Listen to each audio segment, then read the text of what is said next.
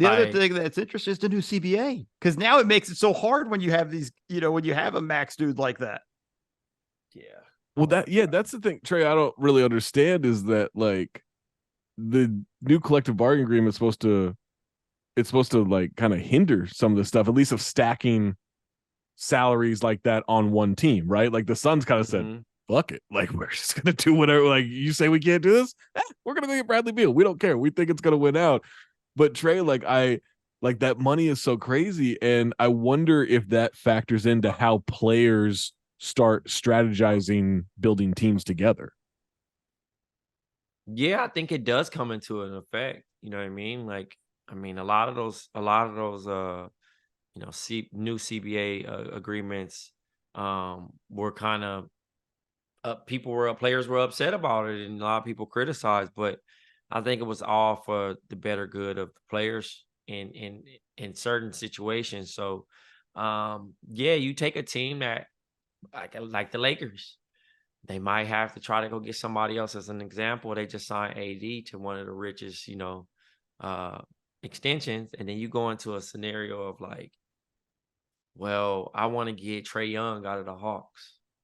You know what I mean? For an example, and you say, oh, well, he's we're gonna trade for him, but he just signed a 5-year, $400 million contract. Right.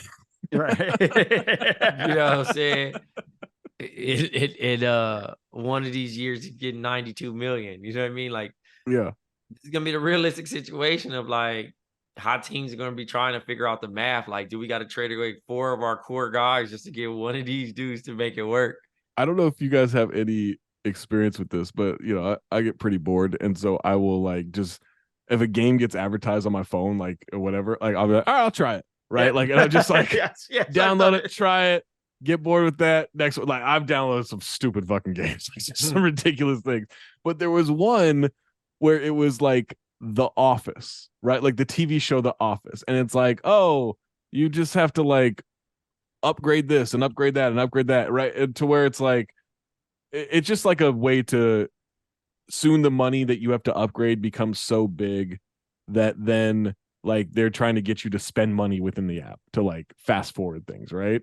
And so like it gets to this point where it's like, oh, Jim from The Office needs $44 million. I was like, aren't they running a small paper company? And that's what it feels like NBA contracts have become at this point, where it's like the money, like trade jokes, like, oh yeah, Trae Young's gonna have this 5-year, $400 million contract to move or whatever. But it's like, and there's a certain point where it's like, okay, when we start trying to match contracts in trade negotiations, that's gonna get complicated, man. Especially like you think about what Austin Rivers said, what, a week or two ago, whenever that was, talk about how like the middle class of the NBA player, the mid-level guy, has been squeezed out. Now I think he's a little sensitive because he's not getting those deals. Guy. Yeah. Yeah. But also like, and I do think guys are getting those deals, but it does seem more few and far between. It does feel like we're getting a lot of guys either big money or little money in terms of NBA dollars.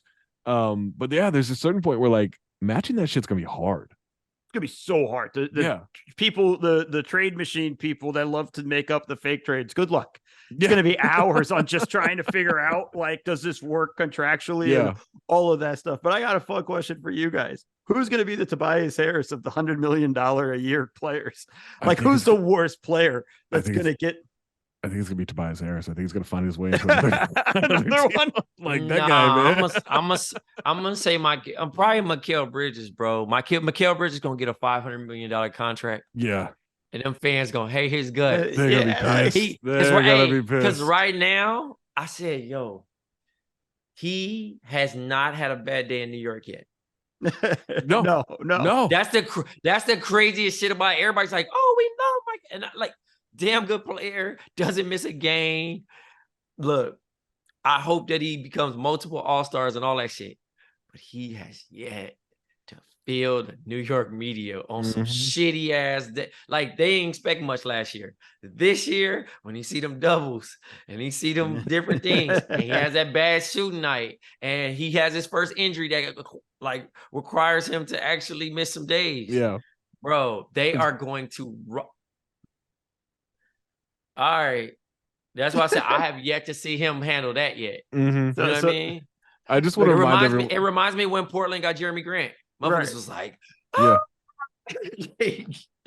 And then gave him 5 years, 160. Yeah, 5 year, 160. I just want to remind everybody of when, and granted, again, it's all tied to percentage of the cap. I get all that shit, but the sticker value of it all.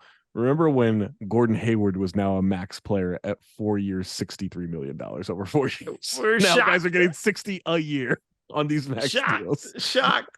Yeah. It's just, everybody better get used to it. You got to come to grips with it now. Yeah.